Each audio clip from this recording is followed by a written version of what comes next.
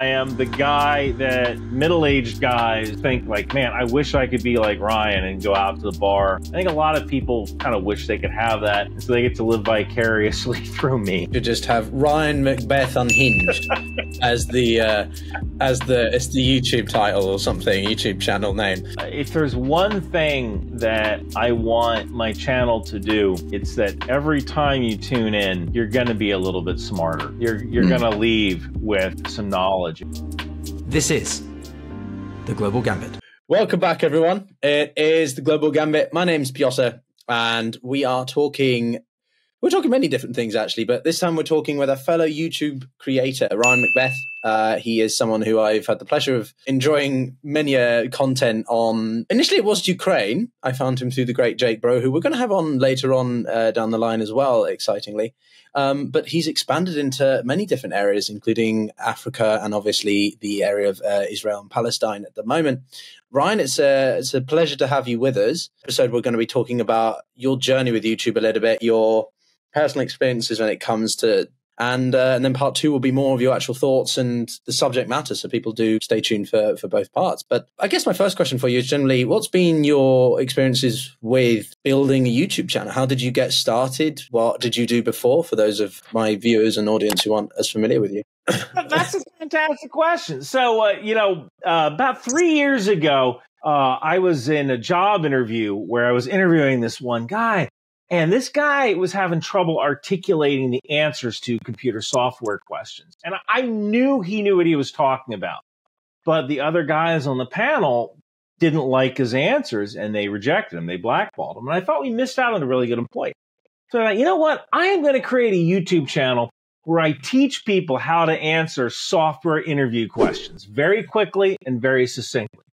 And that'll really help people who may not be able to speak on the spot when in a job interview for software. So I started doing that, and I got to about 5,000 or so followers. Wasn't a huge following. Wasn't really making any money on YouTube, but I enjoyed it, and I love teaching. Years ago, I had been an infantry instructor. I loved doing that job. I loved being able to teach people stuff. And when the war in Ukraine kicked off, I made two videos, one on why there have been no cyber attacks in Ukraine, and the other video was about why Russian tank turrets popped off their hulls. And all of a sudden, I went from 5,000 viewers to 70,000 viewers per hour. And that blew my mind. And I thought, oh my God, I have something here. And I think what I had was that people watch the news and they know that there is a war in Ukraine, and they see tank turrets with their hulls popped off, but they don't know why. The news doesn't explain why. And people are genuinely curious about, well, why can't we give Ukraine F-16s? Why can't they use monkeys to run across a minefield? And yes, someone did ask me that question. And so there was this gap of knowledge, and I realized that I was able to fill that knowledge, that gap. So I was working for Accenture at the time, writing C4ISR software, which is basically software that finds bad guys. And by May of 2023, I had so many followers that I decided I was going to take the leap and quit my job. I parked my security clearance at this company called Velocity, which is a private intelligence agency, and I still do work for them on occasion. And that's pretty much how I got started with YouTube. It was totally by accident. I never expected to be in this situation. Certainly not doing it full time. But what does it mean to do it full time? I love the fact you got a question about monkeys and minefields and banana brains over there or something. But what does it mean to do it full time? I mean, is it one of the things I think people worry about is the job security? If your videos aren't performing well, then your revenue stream will dry up, sort of thing. That's not something you worry about anymore, or you do it because you love it that much? For me, I don't have a lot of expenses. I think it's different if you're married with 3 kids.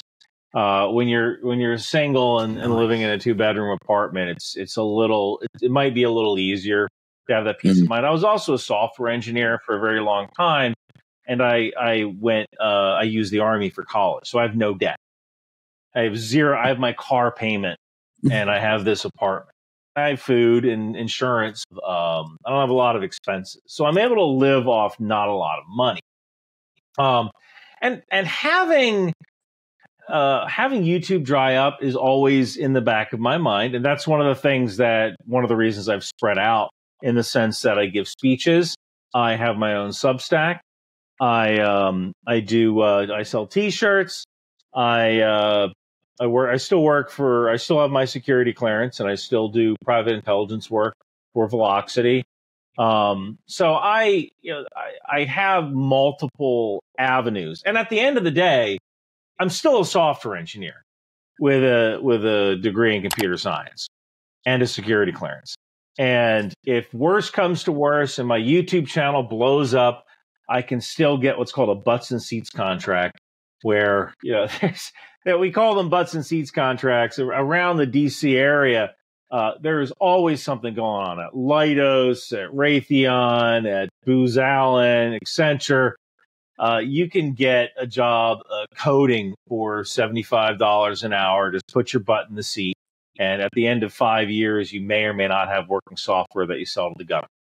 So there's always, it wasn't as big of a risk as many people made it out to be, because at the end of the day, I'm still a software engineer. I can always go back to programming. But right now, I work probably 13 to 16 hours a day.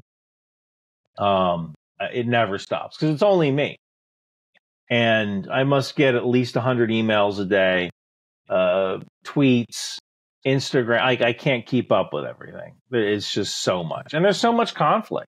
Like, you might think that the YouTube channel might dry up, but there's always going to be a war. There's always going to be a war. There's always going to be that next conflict. And that's something to cover. Yeah. I find myself as someone who's diving into the YouTube journey of covering current events. Well, there's always going to be several current events to cover, even if they're not conflictual, which, it'll be the countless US-China strategical relation tensions. And 24 is a big year for all those elections, so I have my work cut out. But I feel you on that one. Although I made the bad mistake of not doing software engineering and only doing policy and international relations. So I probably am a bit screwed. But, maybe I can give some nice speeches occasionally. You've mentioned your Substack. You've mentioned the fact that you also Instagram 13 to 16 hours a day. So is that you engaging with your community? That was sort of one of the other things I want to ask you about is what's it like building? The 13 to 16 hours a day is not just interacting with the community, but it's writing. It's researching, it's editing. I mean, literally, as I'm waiting for you to come on, I was editing something. I need to get an ad integrated in with a video that I just did, a video about why the New York Times gets news stories wrong. I got to do that video for that ad. I have a Cameo greeting because I do a Cameo thing where I, do the whole hey guys, happy birthday, that kind of thing. That's $50 right there. That helps pay my rent. So I would, the 13 to 16 hours a day is reading. Like I have to finish reading the Wall Street Journal. Like every morning I wake up, I read the Wall Street Journal, the New York Times. Now I read Haaretz. I read Ground News. I don't just use Ground News as a sponsor. I actually use Ground News as a tool. Then I go exercise, and then I come back. And I actually count the exercise in with the work part, because part of my brand, I guess, is that I am a guy who's almost 50, who smokes and drinks, but still runs marathons. So you can have all of that stuff. And I think that the pictures that you talk about, in a way, I am a brand, right? I am the guy that middle-aged guys think like, man, I wish I could be like Ryan and go out to the bar or fly out to Las Vegas and hang out with Jake Bro. I think a lot of people kind of wish they could have that. And so they get to live vicariously through me. So, but there's consequences to that. And part of those consequences are, if I want to live like that, if I want to take trips out to Vegas to visit Jake Bro, I need to go running. How's your track times been since you started properly tracking them with all that whiskey, or you're on target for your next marathon? I'm on target for my dude. I'll do a 2 hour 45 to 3 hour half marathon. I'll do a 5:30 to 6 hour full marathon. Like I'm not the world's fastest runner. I'm an okay runner, so I'm getting like 12 to 13 minute miles. You know, you start off at 10 and there's that 10-minute mile and there's that slide time. So by the end of it, I'm at like a 13-minute mile. At the end of the day, I'm still almost 50. Yeah, there is a limit to how much that I can do at my age. And but I think it's important just to do something. Right? I'm not David Goggins. I'm not going to be out there like, how many pull-ups can I do? I'm not running 200-mile bad water races or whatever. I do what I need to do because I do like staying in okay shape. And I love running. I love running. I call them sort of tech junkies, these people who love to buy all the equipment, but then they don't even know how to use it. Cycling is definitely one of those. I'm also a big scuba diver, and the amount of times I've seen someone with a camera bigger than my entire person, and then they sort of lose half the pieces of it, appendages, because they don't know how to use it. Or they take a picture of this amazing turtle, and then it turns out it's just of their fin. I just find it hilarious. So yeah, I suck at marathons though. Never even tried one. Never even tried a half one. So kudos to you. You'll run rings around me, that's for certain. But you think that your community likes that? You think that your community likes it because you've built a community that is really engaged, but they engage with you not just always on what you're talking about in terms of, I don't know, Ukraine or military stuff. They like seeing you be this whiskey intoxicated. Be Ryan McBeth.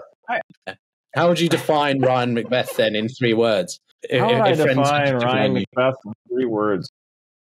My God. Or 5. I'll be generous. I'll give you 5 words. I would actually probably use, if I was going to use 3 words, I'd probably steal one from Dustin and just say smarter every day.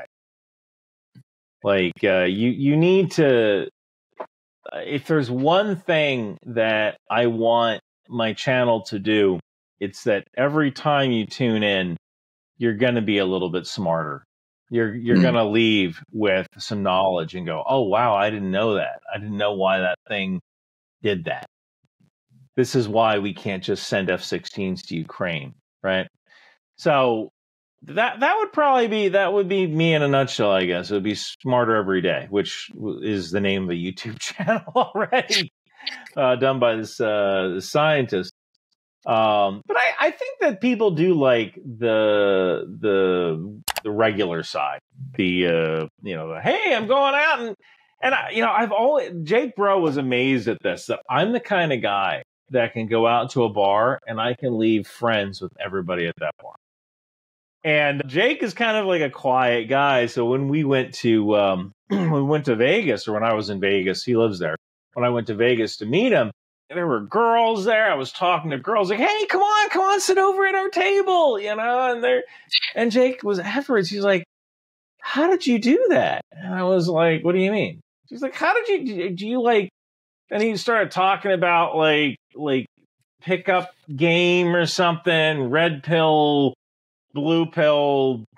They're just people. You start talking, like you just start talking and I don't know, maybe I'm just a non-threatening kind of guy, and we had a great time because and it's not just girls, like there's guys, and I'm like, hey, come on over here, have a cigar with us, and, oh wow, you work in packaging? That's amazing. Tell me about that. I think people kind of wish that they could hang out with me, and the best thing I can do is take Instagram pictures. But that's really only 10% of my life. Right. Like it's about 90% of my content is good intelligence content. And then I think another 10% is the character of Ryan McBeth, which is really the same person that you're talking to now. So I don't know how much of a character it is. That's exactly what we're doing here. And I think that the pickup artistry, it's certainly something that you can learn. Or maybe not, but I think it's just having passion for life. You're a curious person, and that's why I like this. We're curious. We have Yeah, if I was a inquisitivity. pickup artist, I'd have a girlfriend by now. Yeah, well, I'm not pretending I know what they're talking about. I think it's interesting for me that if you say he's reserved, he lives in Vegas.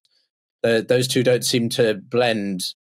Based on what you told me, I find that quite it amusing. actually just struck me that I don't tend to do that. Like I usually when I'm talking to people, it's like I'm there to have fun. You know, like I'm not trying to, I see a girl, let me get her phone number. I think she's pretty. It's usually like I'm at the bar and I just can't help talking to people. It's just being friendly, isn't it? To just have Ryan McBeth Unhinged as the YouTube title or something, YouTube channel name. Okay, so said that. Just I don't know, lifestyle channel, but with the Ryan McBeth touch. Okay, so but that aside, you do, I'm enjoying this because you're very love the persona, but then when you want to talk something serious, you become quite, sensible for a second when it comes to the content that you're talking about. And, you cover some pretty difficult things. You never fear demonetization, YouTube's quite restrictive content. I do. All that. I do. And so part of that is I am willing to play the YouTube game. When it comes to that, I actually I made a video just today or just yesterday about why Israel is blowing up so many houses, why they are destroying so many houses, and it basically follows a video that was released by the Al-Aqsa Martyrs Brigade, which is not Hamas; it's a separate group in the West in the Gaza Strip. But these guys are shooting rockets from houses. Is that the Palestinian Islamic Jihad? Is that PIJ? That's another group. So there's about the third small one. 10 different groups inside Gaza. Islamic Jihad is just one group. It's the second largest, I think. But then also the Popular Front for Liberation of Palestine. There's multiple groups. And so these guys are launching rockets from the inside of some dude's house. This is some dude's house. And they knock holes in the wall, and they set up rockets to launch out through these holes. So number one, you're ruining the guy's house just by shooting rockets from it. But number two, when Israel detects rockets are coming from that house, they're going to drop a JDAM on it. And if you're ever on patrol and you see a house with holes in it, what are you going to do? You're going to drop a JDAM on it. You're not going into that. That's a kill house right there. You're not going to that house. So that video, I put that up on Substack, and Substack has been my saving grace because Substack allows me to post whatever I want, essentially. And that's great. Now with YouTube, I usually go and edit the stuff for YouTube. I don't mind playing by their rules. I just wish they had more consistent rules. It's like you might upload something and you're like, there's no violence in this. Why was this marked with violence? I went and did an air assault with the 101st Airborne, and YouTube demonetized my video for violence. I'm like, violence? This was a training exercise. We were shooting blanks. There's no violence here. But you can't, you can appeal it, but you're dealing with people who don't know what they're looking at in the first place. So demonetization is a concern, and it's a lot harder to have a channel like mine than, let's say, a makeup channel or a financial channel. Right? If you're a financial channel, you can do one video a week, and that hour-long video has multiple ad breaks in it, and you're making $500,000 a year because people want to know the secret to buying houses with no money down or something, right? And you can just keep doing that. I don't do that. I have to research content. I have to be accurate. I have to dot all my I's and cross all my T's. I reference everything. I throw all my research up on Substacks. That way people can take a look at it for themselves. They don't believe me. So each video I do, it takes about an hour for me to do 1 minute of footage in one of my videos. So if you see an 8-minute video, it took me about 8 hours to do that video.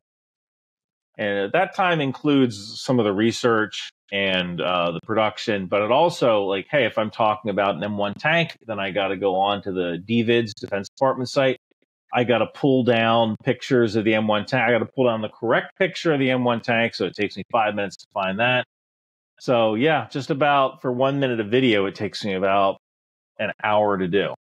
So I think a lot of people don't understand the work that goes into producing one YouTube video.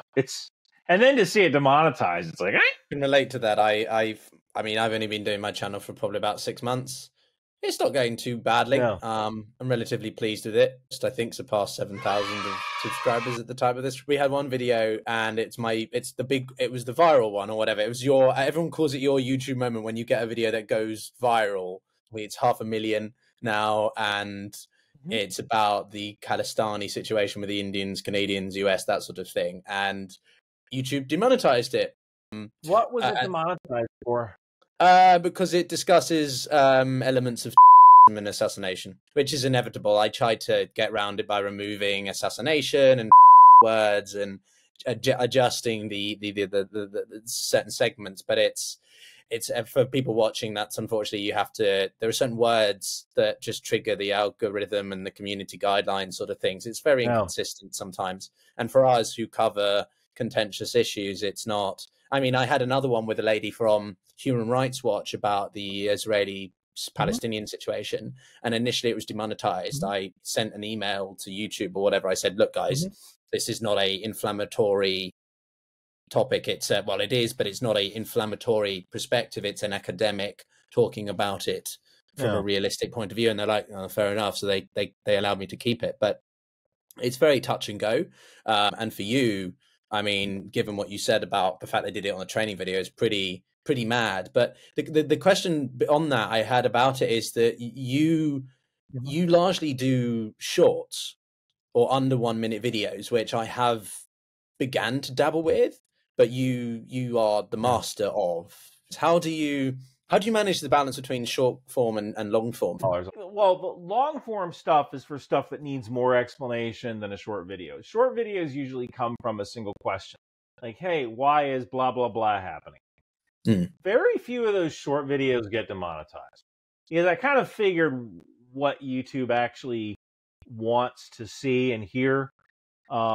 But whereas I think in a long form video, those are more at risk for demonetization because there's just more dirty words that the algorithm can go, oh, he said right. We said it in this video now, so I have to. Yeah, bleep it out. Bleep it out. So I think since in a short video there's just fewer things that you can say that are bad, those tend to be monetized pretty well. So usually it's the short videos. I guess I don't have a formula where I do 10 short videos for every one long video. The short videos usually take less than an hour to produce, but you're paid commiserate, right? Like that 1 hour you're only making $25 maybe. So I might do a short video if I notice if someone sends me a question that can be answered really quickly, and I think a lot of people could benefit from this answer. Or I'll do a short video if I see like a tweet that someone sent out or an Instagram post that's a lie. And I can prove it's a lie. And I can do that by either explaining it or showing the correct website or DIP, Deceptive Information Persuasion.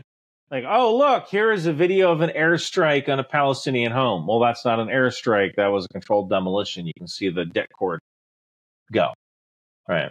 So I can do a quick video on that and say, hey, this is a lie. This isn't an airstrike. This is det cord. Det cord is what you use to detonate explosives.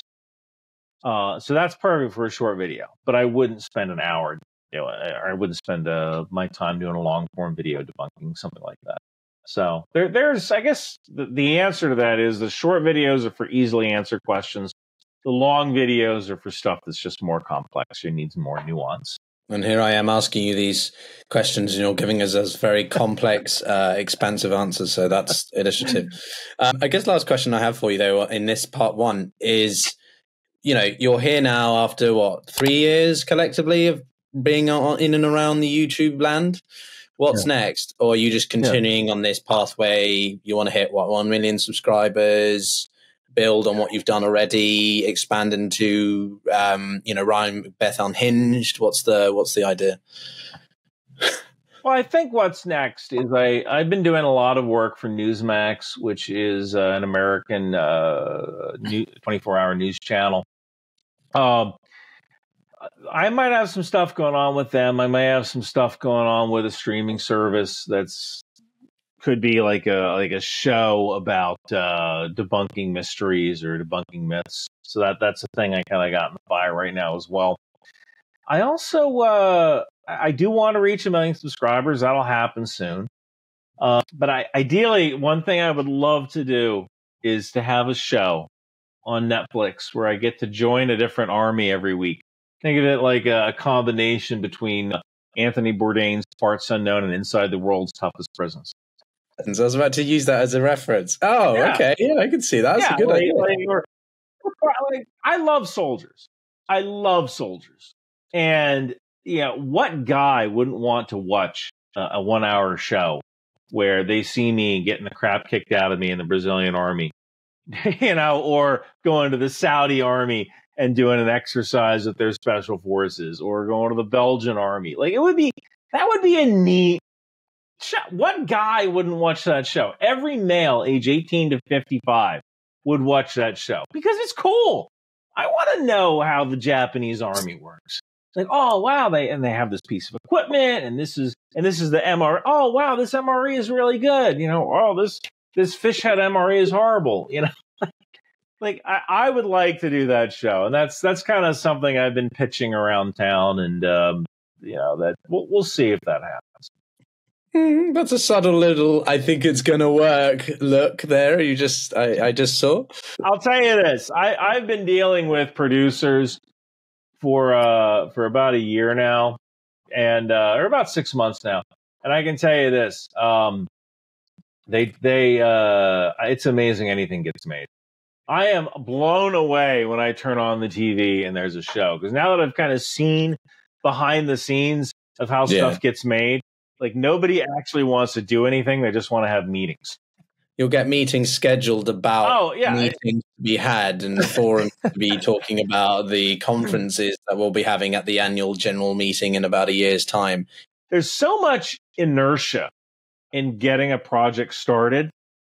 And that actually might be why there's so many crappy movies out there right now. And so there's so much inertia to get something started that once it starts going, like it's really tough to stop. And you put so much money into it. It's such a sunk cost. It's like, darn it, we're going to finish this project, whether it's good or not, we're going to finish this thing. So. No, I think that's part of it. I think there's also a general political line of things and this agenda that people feel, Pixar is becoming less and less about the actual passion of creating and just to it's a bit like video games, right? COD is producing every week now, every day, every year, that you've lost any substance. There's a finite number of eyeballs. And if a movie takes a year to make and millions of dollars and only lasts 90 minutes, but some dude can do a skit in his house, and it takes 5 minutes to do a skit for Instagram or TikTok, then you're kind of outsourcing your entertainment creation to people who are essentially doing it for free or very little money. That's still an hour of entertainment of you just flicking your thumb, right? Or 90 minutes of entertainment. And there are people who will spend 90 minutes looking at Instagram or TikTok, looking at Reels. So when you think about it, that's 90 minutes that previously they were going to spend going to watch a movie or a TV show or read a book. And all of those things take a while to create. Now, the disadvantage is that Instagram and TikTok are very ephemeral. They don't last long. No. The short videos that I make are forgotten very, very quickly. Now, the long form videos that I do, all right, those might stick around for a little bit of time. They have a longer tail. It's fun. I love talking to people and connecting with them, much as you love debunking. Well, I love debunking stuff as well. But Ryan, it's been a pleasure. Thank you for this first segment. Forward to having you in part 2, where we actually get down to some of the more subject matter. But Thanks everyone for watching. If you enjoyed it, check out Ryan and do, hit that bell, subscribe to him for when he opens up his Ryan McBeth Exposed. I'm trying to come out with a good title for your next channel. Until next time, everyone, take care.